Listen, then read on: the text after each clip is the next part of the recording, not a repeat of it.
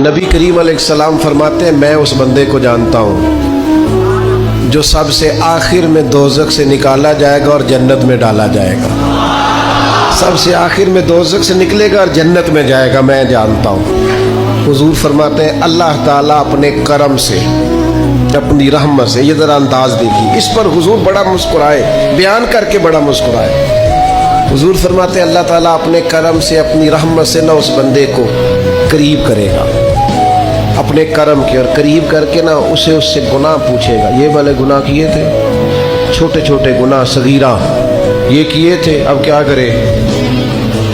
उसे पता है कि मालिक तो सारा जानता है। वो कहेगा मालिक वो हो गई गलती, मैं भूल गया था। अल्लाह फरमाएगा ये वाला भी किया था, या अल्लाह गलती हो गई, नफ्स गालिब आ गई। ये वाला भी किया था, अल्लाह मैं भूल गया था।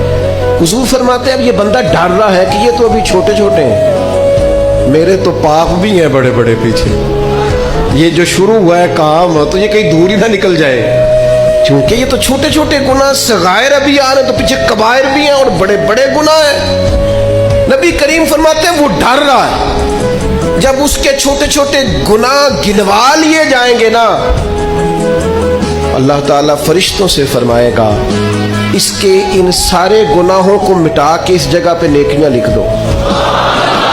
नबी पाक फरमाते हैं जब कहा ना इसके गुनाह मिटा के नेकियां लिख दो, तो फौरन बोल पड़ा, कहने लगा या अल्लाह मैंने तो बड़े बड़े भी किए, अल्लाह वो बड़े बड़े भी तो मेरे ही है ना, वो किधर गए? तो हुजूर इस बात को बयान करते मुस्कुराए, और सहाबा फरमाते हैं इतना मुस्कुराए कि हमने मुकद्दस दांतों से नूर निकलता देखा।